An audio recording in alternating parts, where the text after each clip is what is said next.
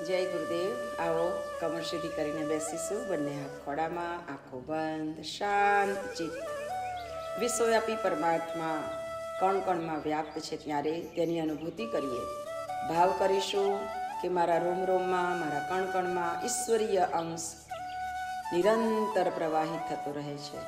મારી ચારે બાજુ એ જ ઈશ્વરીય ચેતના મારું સંરક્ષણ બનીને મારી રક્ષા કરે છે. એ જ ઈશ્વરીય ચેતના સમસ્ત બ્રહ્માંડમાં વ્યાપક બની સમસ્ત સંસારના જીવ માત્રનું કલ્યાણ કરે છે. હે કલ્યાણના કારક પ્રભુ પરમાત્મા, આમ સૌના હૃદયમાં સદપ્રેરણા, સદભાવ અને સદજ્ઞાનને જાગૃત કરો. અમારા સૌનું જીવન ઉત્તમ કક્ષાનું જીવન બને, શ્રેષ્ઠમાં શ્રેષ્ઠ અને પવિત્ર જીવન બને એવી શક્તિ, એવી પ્રેરણાથી અમને ઓતપ્રોત કરો. હે કરુણા નિધાન, આપની કરુણા વર્ષે ને તો જ આ જીવ આ સંસારમાં રહીને માયા મુક્ત બની શકે. હે માયા રહિત, હે પરમ કૃપાળુ પરમાત્મા, અમને પણ આપના જેવા બનાવો. આપની જ શક્તિઓથી અમને ઓતપ્રોત કરો. એવી અંતઃકરણની મંગલ પ્રાર્થના સાથે સ્વસ્વર ગાયત્રી મહામંત્રનું ઉચ્ચારણ કરીશું. ઓમ ભૂરભુવઃ સ્વાહા તત્સવિતુર્વરેણ્યં ભર્ગો દેવસ્ય ધીમહિ ધિયો યો નઃ પ્રચોદયાત.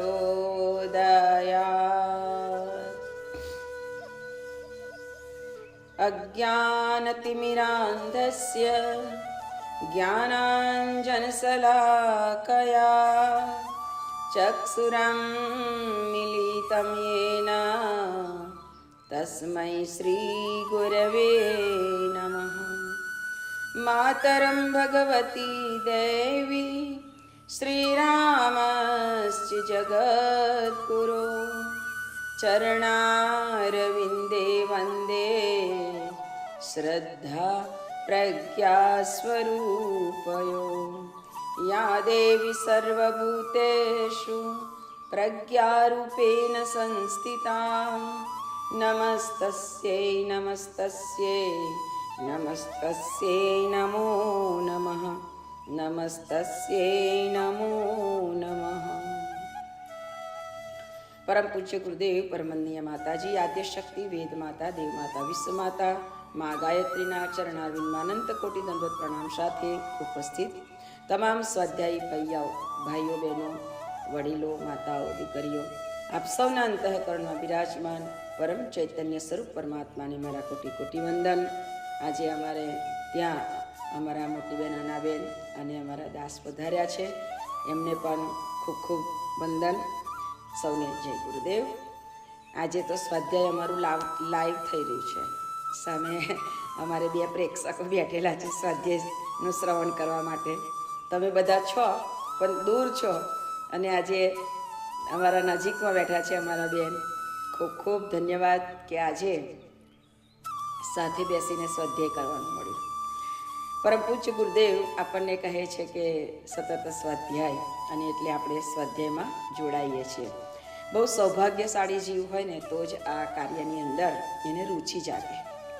બધાને ખબર છે કે આ વસ્તુ સારી છે, પણ એ સારી તો બધાને ખબર છે, પરંતુ એને અપનાવી કોણ શકે? તો કે જેના ભીતરમાં રુચિ પ્રગટ થાય. ભગવાન ગણપતિનું સ્મરણ કરે છે ત્યારે રિદ્ધિ અને સિદ્ધિને યાદ કરે છે. તો રિદ્ધિ એ રુચિ જગાડનારી છે. જો તમે કોઈ પણ કાર્યમાં રુચિ તમારી જાગૃત હોય, રુચિ તમારી બહુ પરફેક્ટ હોય, રુચિ તમને બહુ આમ અંદરથી તડપણ સાથેની હોય ને, તો તમને સિદ્ધિ મળે જ. એટલે ગણપતિ દાદાને એટલે આપણે પહેલાં યાદ કરીએ છીએ કે અમને કોઈ પણ કાર્યમાં વિઘ્ન તો ત્યારે જ ના આવે કે અમે એ કાર્યને પૂરી તન્મયતાથી કરીએ, એટલે કે રુચિ સાથે કરીએ. એટલે તમે રુચિ અને સિદ્ધિ, આ બે શક્તિ, રિદ્ધિ અને સિદ્ધિ, એ બે શક્તિ તમે અમારી સાથે લઈને આવજો એમ. એટલે એમની શક્તિઓ છે. તો આપણને આ રુચિ જાગે છે ને, એટલા માટે આપણને સિદ્ધિ પ્રાપ્ત થાય. એ કઈ સિદ્ધિ આપણે મેળવી શકીએ? તો પરમ પૂજ્ય ગુરુદેવ કહે છે કે માનવ જીવનને પ્રાપ્ત કરીને આવ્યા પછી મનુષ્ય જન્મને સાર્થક કરવો એ જ આપણી સિદ્ધિ છે. બીજી સિદ્ધિઓ મળે કે ના મળે, જરૂરી નથી કે એના માટે આપણને કોઈ મોટું ક્વોલિફિકેશન હોવું જોઈએ અથવા પછી કોઈ સારામાં સારી બહુ મોટી આવડતો હોવી જોઈએ કે ગમે તેવું આમ તંદુરસ્ત બહુ મજાનું શરીર હોવું જોઈએ કે બહુ સુંદર દેખાવા જોઈએ કે બહુ સરસ બોલતા આવડવું જોઈએ. આમાંનું કશું જ ના હોય ને તો પણ આપણે સિદ્ધિને વરી શકીએ છીએ. કોણ વરી ગયા સિદ્ધિને? પરમ પૂજ્ય ગુરુદેવ કહે છે કે બેટા, સૂરદાસની પાસે તો આંખો પણ નહોતી, અને આંખો નહોતી છતાં પણ એ સિદ્ધિને વર્યા. કેમ? તો કે એમને જીવનને એવું પ્રભુમય બનાવી દીધું, એવું પ્રભુમય બનાવી દીધું કે આંખો ન હોવા છતાં પણ ભગવાનને એમની પાસે આવવું પડ્યું. આપણને બધાને ખબર હશે કે જ્યારે એક વખતે ગામડામાં ખબર ને કે બધા રાત પડે ને, ખેડૂત વર્ગ, આપણો ભારત વર્ષ એટલે કૃષિ પ્રધાન દેશ, અને એમાં બધો ખેડૂત ખેતી કરતા હોય, દિવસે બધાને ટાઈમ ના હોય, એટલે બધા જેને રુચિ છે ભગવાન પ્રત્યે, જેને ભાવ છે ભગવાન પ્રત્યે, એ તો થાકને એક બાજુ મૂકીને રાત્રે ભજનમાં બેસતા. આજે પણ રાત્રે અમને ભજન સાંભળવાના મળ્યા, તંબુરિયા ભજન. રાત્રે બેસતા ને તારે એવું સરસ લલકારે, અને આ ભજનમાં બધાને એટલો રસ પડી જાય એમ કે પેલા રસને પીએ ને, પેલો નશો કરીએ ને તો કદાચ આપણને 2 કલાક પછી એ નશો ઉતરી જાય, 3 કલાક પછી નશો ઉતરી જાય.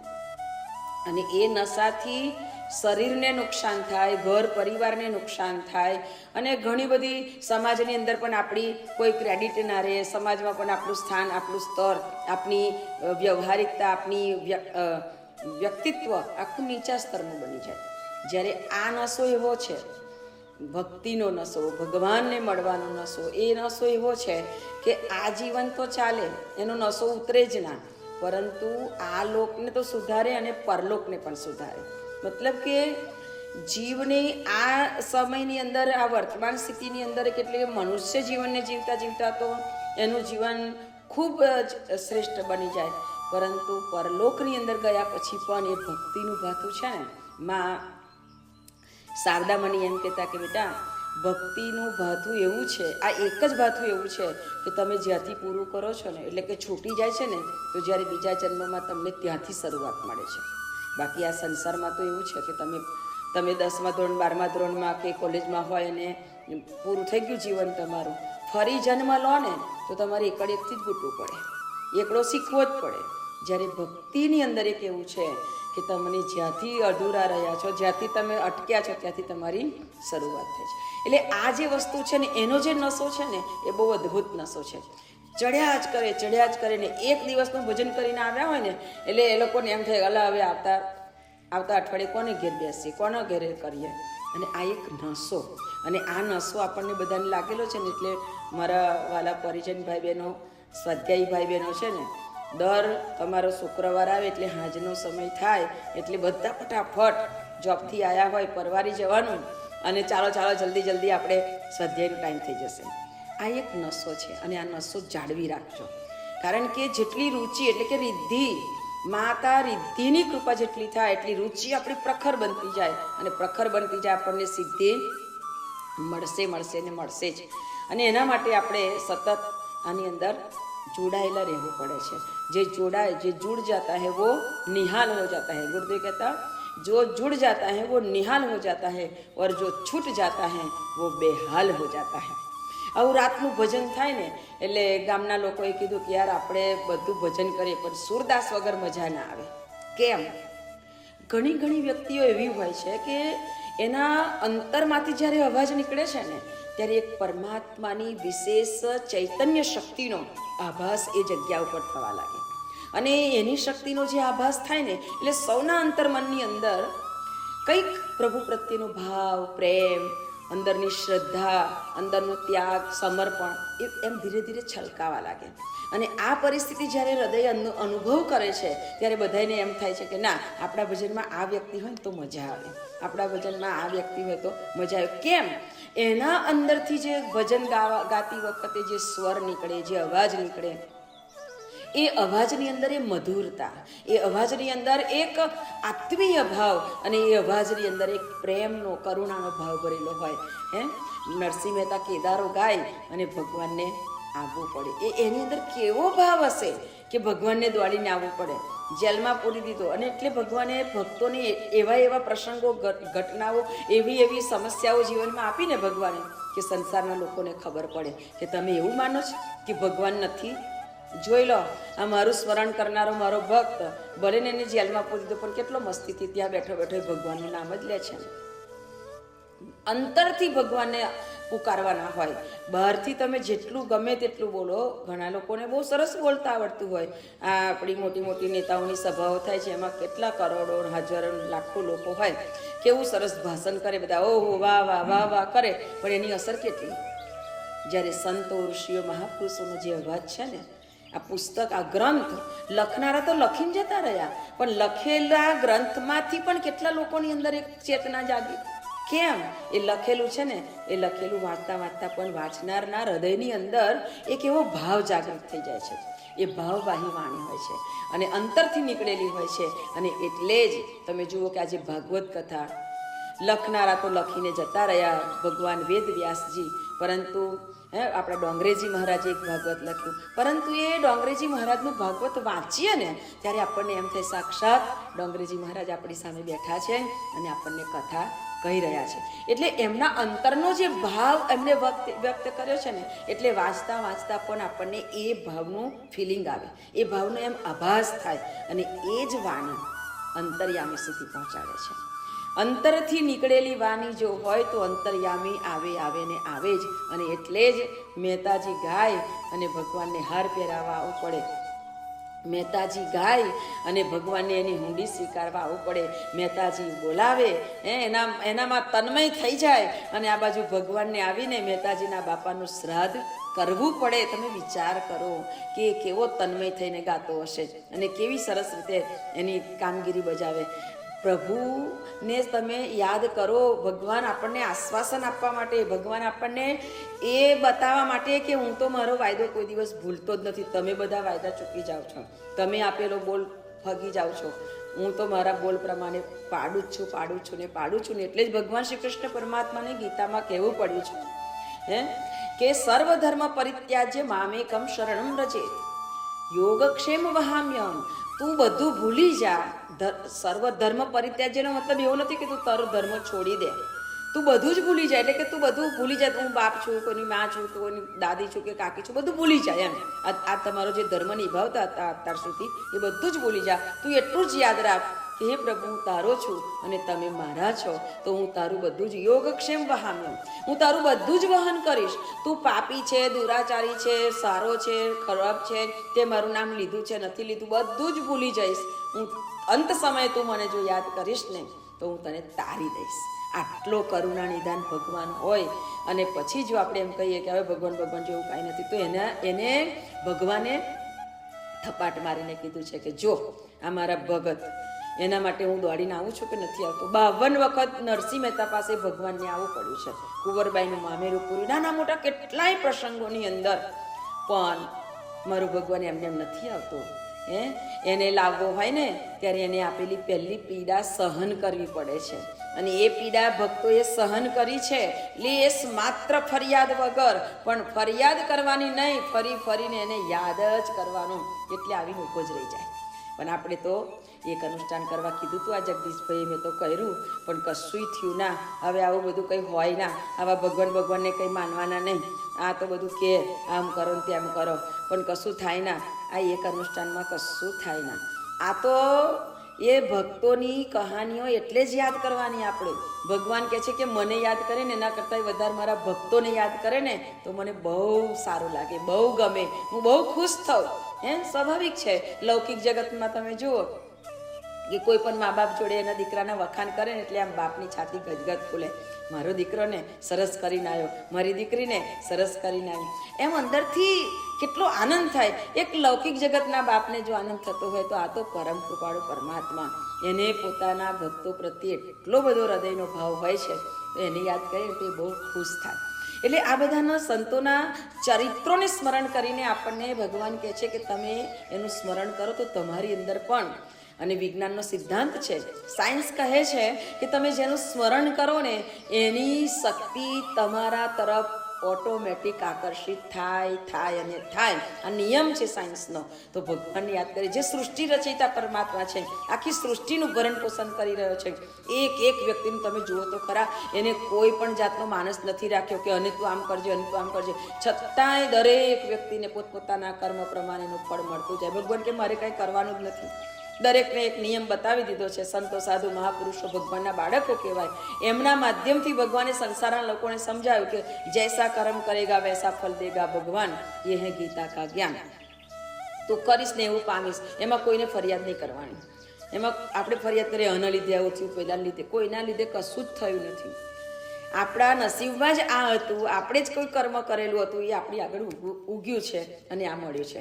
એટલે જીવનમાં આવા સંતો, ઋષિઓ, મહાપુરુષોએ કરેલા સ્મરણ, સત્કર્મ, એનું સ્મરણ કરાવે આપણને. આવા જ સંત સુરદાસજી એને બોલાવ્યા કે તમે આવો, એમ કે અમારા ભજનમાં તમે આવો ને તો રોનક આવી જાય. હવે રોનક આવી જાય તો એક વ્યક્તિ આવી જાય, ના આવે તો શું એવું થાય? ના. પણ એની અંદરનો એક પ્રભાવ એવો હોય, જેને સતત પ્રભુ સ્મરણ કર્યું હોય ને, એની આજુબાજુ તમે જઈને નીકળો ને તો પણ તમારા શ્વાસોશ્વાસની ગતિમાં પરિવર્તન આવી જાય. આ તો આપણે કોઈ નોટિસ ના કરીએ એટલે ખબર ના પડે.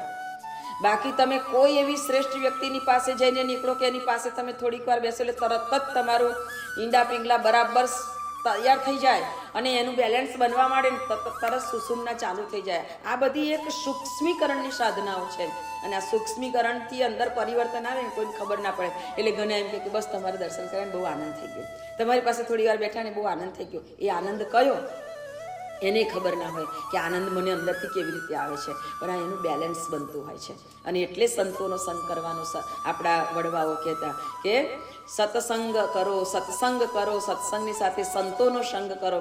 ભગવાન આપણને સમજાવવા માગે છે સંતોના માધ્યમથી, પણ આપણી બુદ્ધિ એ તાર્કિક બુદ્ધિ છે. આપણે લોજિકથી વિચારવા જઈએ, હવે ખોટો સમય બગાડવાનો. ઘણા લોકો એવું કે આટલા બધા લોકો કથામાં જાય, ખોટો સમય બગાડે. એ ખોટો સમય નથી, એ વેસ્ટ નથી, એ ઇન્વેસ્ટ છે.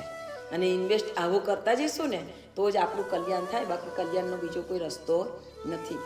સુરદાસજીને બોલાવી ગયા કે ચાલો તમે ભજનમાં અમારે આજે રાતે મજા આવી જાય. અને સુરદાસજી બેઠા, હાથમાં તંબુરો લીધો છે અને એ જે ભજનો છેડ્યા, એ ભજન સાંભળતા લોકોના અંતરની અંદર, હૈયાની અંદર એટલો બધો પ્રભુ પ્રત્યેનો ભાવ જાગૃત થયો. ક્યાં રાત વીતી ગઈને ખબર જ ના પડી. રાત ક્યાં પૂરી થઈ ખબર જ ના પડી. રાત પૂરી થઈ ગઈ, સવાર થવા આવ્યું એટલે બધા ધીમે ધીમે છે ને એક કરીને ચાલવા માંડ્યા. સુરદાસજી તો એ હતા, એમને તો દેખાતું નહોતું, એ તો ભગવાનના પ્યારા બાળક હતા. એટલે એમને વિચાર કર્યો કે એ તો દિવ્ય દ્રષ્ટિવાળા હતા. એમને એમ થયું કે આ તો કોઈ બોલતું નથી, કોઈ ઝીલતું નથી, મને લાગે સવાર થઈ ગઈ લાગે છે ને બધા જતા રહ્યા હશે, ચાલ તારે હવે હું નીકળું. એટલે સુરદાસજી નીકળ્યા. લાકડી હાથમાં હતી, લાકડી લઈને લાકડી આમ ઠોકતા ખબર ને આપણે બધાને રસ્તામાં જોઈએ છે કે જેને દિવ્ય ચક્ષુ છે, પોતાને આ શરીરની ચક્ષુ નથી, એ લોકો પોતાની એક અંદરની ઇન્દ્રિયની ચેતના દ્વારા ચાલતા હોય છે.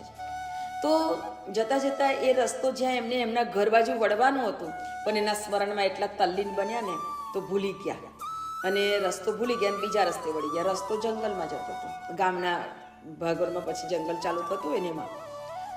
તો એ બાજુ વળી ગયા ને કેટલું ચાલ્યા પણ કંઈક એમને સૂઝબૂઝ જ ખોવાઈ ગયેલી પ્રભુ સ્મરણમાં. એટલે ચાલતા આગળ મોટો કૂવો આવે. હવે કૂવામાં બિલકુલ એક ડગલું ભરે અને પડવાની તૈયારી. ભગવાને વિચાર કર્યો આ મારામાં આટલો મગ્ન બન્યો છે, જો એક ડગલું ભર્યો કૂવામાં પડવાનો છે, એટલે બૂમ પાડી, એ બાબુજી ઉભા રહો, બાબુજી ઉભા રહો. એટલે સુરદાસ એકદમ સ્તબ્ધ થઈ ગયા કે સન્નાટો છે, કોઈનો અવાજ નહીં, માત્ર પક્ષીઓનો કલરવ છે અને આવી સરસ હૃદયને સ્પર્શી એવો અવાજ ક્યાંથી આવ્યો? એટલે સુરદાસ ઉભા રહી ગયા. કોણ? એ તો મેં ગૈયા ચરાને વાલા, એટલે કે હું ગાયો ચરાવવા વાળો છું. અચ્છા બેટા? સુરદાસે કીધું કે હા બાબુજી. છોકરો કે હા બાબુજી. આટલી મધુર વાણી, એમ કે એનું બોલવાનું એટલું બધું એ છે કે મારું રોમ ઊભું થઈ જાય. એટલે ભગવાન શ્રી કૃષ્ણ બાલ રૂપે આવેલા નાના છોકરાના રૂપમાં અને સુરદાસની લાકડી પકડી લીધી અને લાકડી આ બાજુ ફેરવી દીધી કે આ બાજુ ચાલો. ભગવાનને એમ થયું કે હવે એમને એમના રસ્તે મૂકી આવો, એટલે લાકડી ફેરવી દીધી ને આ બાજુ ફરી ગયા. એટલે સુરદાસજીને લઈને ચાલવા મળે. એક હાથે ભગવાન લાકડી પકડી છે અને એક હાથે સુરદાસે લાકડી પકડી છે. સુરદાસ અંદરથી વિચાર કરે છે કે એને વાતો કરાવીને મારે પકડવો તો જોઈએ જ કે કોણ છે અહીંયા ઘડી. આટલા અવારના પોરમાં કોઈ ના બોલે અને આટલા મોડસકાની અંદર આટલો નાનો છોકરો ગાય ચરાવવા કેવી રીતે આવે? એટલે સુરદાસને અંદરથી તોફાન ચાલુ થઈ ગયું. ધીરે ધીરે ધીરે કરીને લાકડી એમ ખેંચતા ગયા કે લાકડી નજીક આવે ને તેનો હાથ પકડી લો. જેવી લાકડી પૂરી થવા એને હાથ પકડવાની તૈયારી કરી અને ભગવાન ભાગ્યા. એટલે સુરદાસે એક દોહો કીધો, હાથ છુડાકર જાત હે નામે જાનું મરદ. તું મારો હાથ છુડાવીને જાય તો તને કઈ મરદ થોડો કહેવાય? હૃદય છુડા કે જાત જાય તો મેં માનું સાચો મરદ. મને એમ કે દુર્બળ જાણીને મોહે જાન દુર્બળ, મને દુર્બળ જાણીને તું મારો હાથ છોડાવીને જતો રહ્યો, ભલે જતો રહ્યો, પણ અંદરથી તું જાય ને તારે હું તને સાચો મર્દ વખાનું. તું તો હું તને સાચો મર્દ વખાનું, એમ કે તું તો સાચો મર્દ કહેવાય. ભગવાન કૃષ્ણ હસવા લાગ્યા અને કે અંદરથી દિવ્ય દ્રષ્ટિ સુરદાસને પ્રાપ્ત થઈ છે અને ભગવાન બાલકૃષ્ણનું સ્વરૂપ દિવ્ય દ્રષ્ટિ દ્વારા સુરદાસે પ્રાપ્ત કર્યું છે. અને ભગવાને કીધું, બોલો શું આપું? માગી શકત ને? તો કદાચ સુરદાસ કહેત કે મને આંખો આપો તો હું તમારા દર્શન કરી શકું. સુરદાસે કીધું, હું જેવો છું ને એવો જ રાખો. એટલે જેવો છું એવો જ રાખો, જેથી કરીને મારા અંતરમાં તમે જેવા છો ને એવા અંતરમાં બિરાજમાન થઈ જાઓ. હું અંદરથી જ તમને જોવા માગું છું, મારી બહારની આંખો નથી જોઈતી. કારણ કે હું જો કદાચ દુનિયાને જોવા જઈશ ને તો કદાચ મને ડર લાગે છે કે તારી માયા ક્યારેક કેવું કામ કરી જાય અને મને એના પ્રત્યે મોહ થઈ જાય તો હું તને ના જોઈ શકું.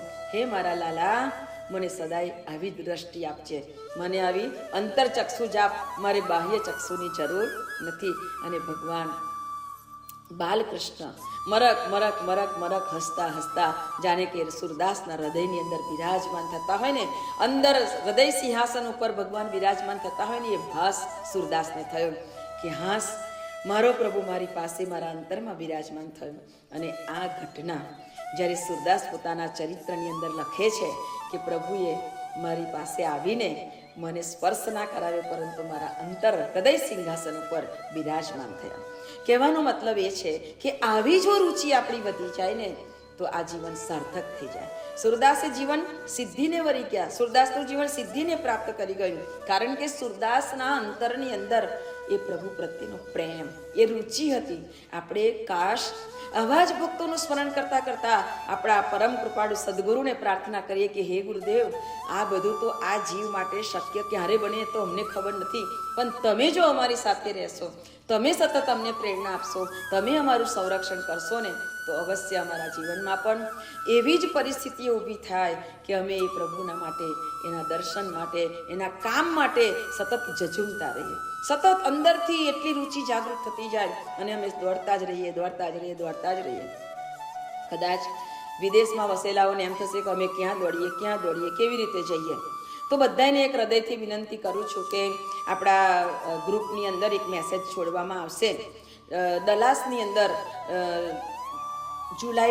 જુલાઈના એન્ડમાં એક બહુ જ સરસ શિબિરનું આયોજન છે અને પરમ આદરણીય શ્રદ્ધેય દેવ સંસ્કૃતિ વિશ્વવિદ્યાલયના પ્રતિકુલપતિ એવા, અને એમ કહેવાય કે આજે આ મિશન જે કામ કરી રહ્યું છે નિર્માણ મિશન, અને એ મિશનની એક ધરોહર લઈને આજે ડૉક્ટર આદરણીય ચિન્મય પંડ્યાજી દેશ વિદેશની અંદર એટલો ડંકો વગાડી રહ્યા છે કે અધ્યાત્મ શું છે.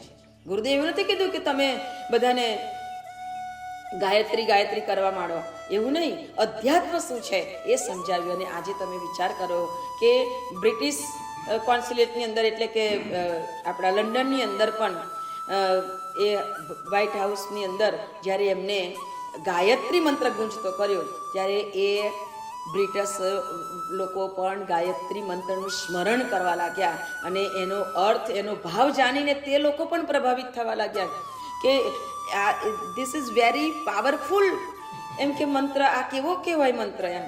તો કહેવાનો મતલબ છે કે જ્યારે વ્યક્તિના ભીતરની અંદર એક એવી રુચિ જાગૃત થઈ જાય ને ત્યારે ગુરુદેવ કહેતા ને કે બેટા તું મારા કામ માટે નીકળીશ ને ત્યારે હું તને નીચે નહીં ચાલવા દઉં, મતલબ કે હું તને એટલી એવી રીતે નહીં રહેવા દઉં, હું તને મારા ખભા ઉપર બેસાડીશ અને દેશ વિદેશની યાત્રા કરાવીશ. આ ગુરુદેવના શબ્દ સાર્થક થઈ રહ્યા છે. એટલે તમને એમ થાય કે હવે અમે કેવી રીતે કરીએ, તો અવશ્ય એ આદરણીય ભૈયા ચિન્મય ભૈયા આવવાના છે જુલાઈના એન્ડમાં.